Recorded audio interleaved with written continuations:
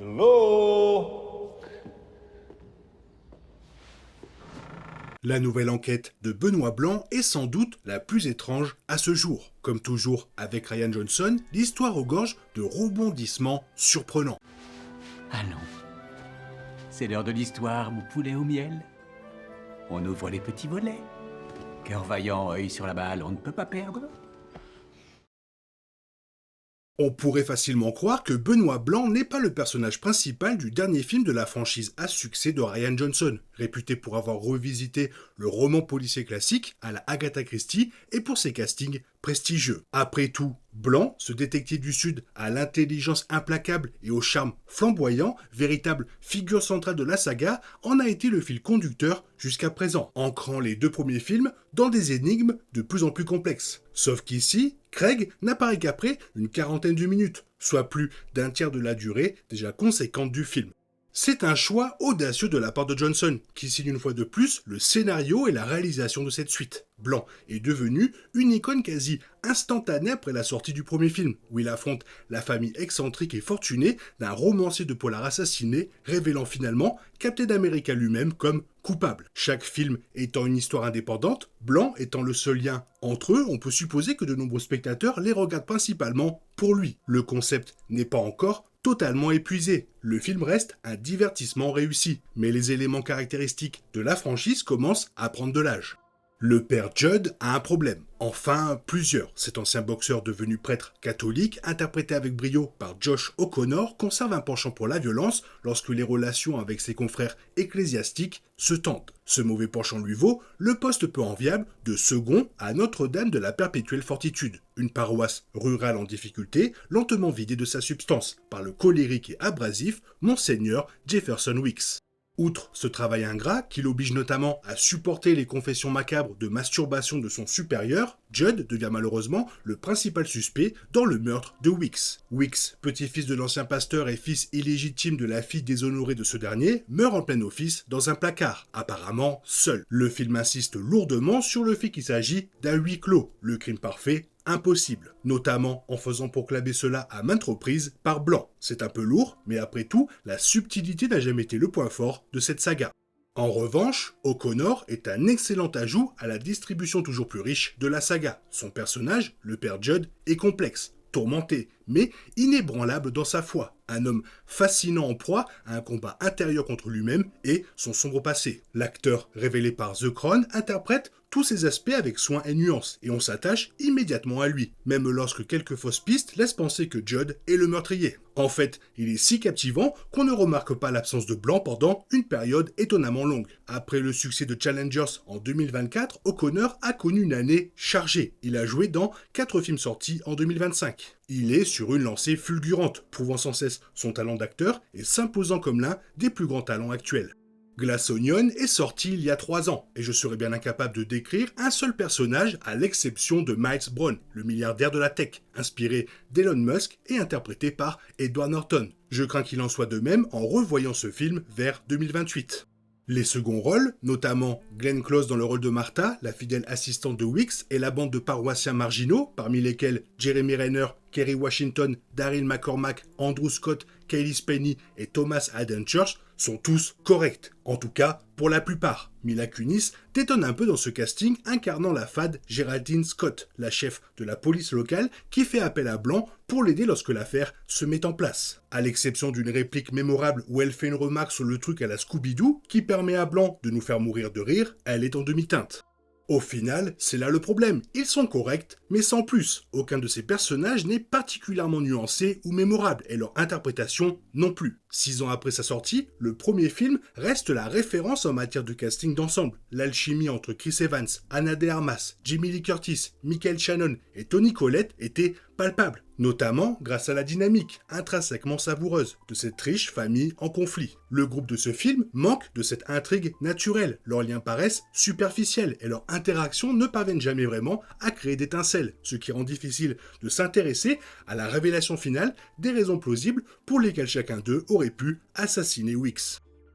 Il est indéniable que Johnson maîtrise parfaitement l'univers. Il l'a entièrement créé et son rôle d'unique scénariste et réalisateur des 3 films témoigne d'une liberté créative exceptionnelle. Il est admirable que ce film soit plus ambitieux sur le plan thématique que ses prédécesseurs, en abordant la religion organisée et la nature de la foi. Certains des moments les plus forts du film proviennent des conversations entre Blanc et Judd, dont les visions du monde divergentes sont explorées avec un équilibre et une retenue surprenants, un choix inhabituel pour un film moderne. L'intrigue et certains dialogues manquent de profondeur, le ton est parfois raté, notamment des répliques censées faire rire qui tombent à plat. Un autre problème qui nous empêche de nous attacher aux personnages secondaires. Blanc, désormais suffisamment célèbre pour apparaître à la télévision dans l'univers, semble parfois caricatural, surtout lorsqu'il insiste sur le caractère insoluble de cette affaire. La résolution de l'énigme, elle aussi, n'a rien de surprenant. Le film dévoile son rebondissement dès le début, notamment à travers l'histoire de la paroisse et d'un pasteur puritain qui punit cruellement sa fille, déchue pour avoir eu des relations sexuelles hors mariage. Cette prévisibilité est peut-être intentionnelle. Johnson semble davantage attaché à utiliser l'énigme comme vecteur de l'évolution spirituelle du père Judd qu'à construire un véritable suspense. Si ce choix enrichit le film sur le plan thématique, il rend aussi difficile de ne pas regretter la franchise à son apogée, lorsqu'elle revitalisait un genre longtemps négligé plutôt que de le commenter. Vais-je regarder l'inévitable 4e volet de cette saga ? Bien sûr, ne serait-ce que pour voir quel casting prestigieux Johnson réunira ensuite. Serais-je un jour aussi captivé par l'intrigue que par le premier film ? Ce film rend cette perspective de plus en plus improbable. Après le meurtre et la résurrection apparente de Monseigneur Jefferson Weeks, l'affaire prend un tournant inattendu. Judd est témoin du retour de Weeks et, en le poursuivant, il est assommé. Il se réveille ensuite près du cadavre du jardinier Samson. Plus tard dans la nuit, Blanc et Judd découvrent Weeks mort, ainsi que les restes décomposés de l'un de ses disciples, le docteur Nat Sharp. Blanc réunit alors la paroisse et le chef de la police locale explique que Nat a tué Weeks en droguant sa flasque, ce qui l'a fait perdre connaissance dans le placard. Il avait mis en scène la scène de crime pour faire croire que Weeks avait déjà été poignardé lorsque Judd est arrivé. Puis, lorsque Nat s'est avancé pour examiner le corps, il a discrètement poignardé le prêtre, le tuant sur le coup. C'est tout ce que Blanc décide de révéler au groupe, les laissant croire qu'il ne peut expliquer ni la résurrection ni les autres meurtres. En réalité, Blanc donnait simplement à la véritable instigatrice de ces meurtres l'occasion de se manifester et d'avouer, Martha de la Croix.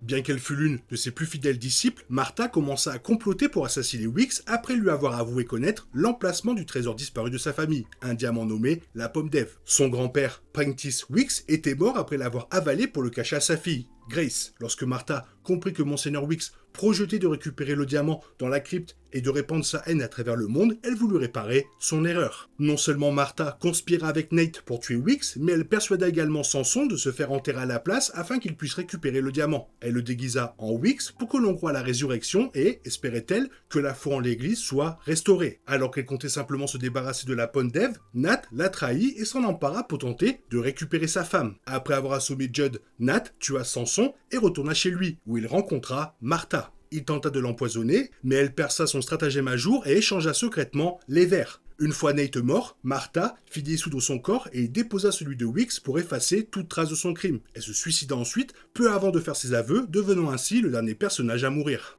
Martha se démarque du profil type des tueurs de la saga sur plusieurs points essentiels. Hugh, Ransom Drisdale et Miles Brown étaient tous deux des hommes arrogants et imbus de leurs droits, animés par des motivations égoïstes. Ransom voulait se venger de son grand-père, qu'il avait déshérité, et Miles était déterminé à poursuivre le développement de son carburant alternatif, malgré le danger. Si Nate, l'autre tueur de ce 3e film, correspond à ce profil, les motivations et la complexité morale de Martha la distinguent. En plus d'être la seule femme du groupe, Martha se démarque des autres tueurs par son altruisme. Sachant que Monseigneur Weeks n'utiliserait pas sa fortune à bon escient, elle s'est assurée qu'il n'y mette jamais la main. De plus, elle souhaite préserver et protéger l'institution religieuse à laquelle elle avait consacré sa vie, même si son plan pour y parvenir était pour le moins complexe. En résumé, Martha a commis de nombreux péchés, mais contrairement à ses pairs, on pourrait affirmer qu'elle avait de bonnes intentions. De plus, Martha est la seule meurtrière qui semble comprendre et accepter sa propre culpabilité. Ni Ransom ni Miles ne s'excusent vraiment pour les atrocités qu'ils ont commises, et bien que Nate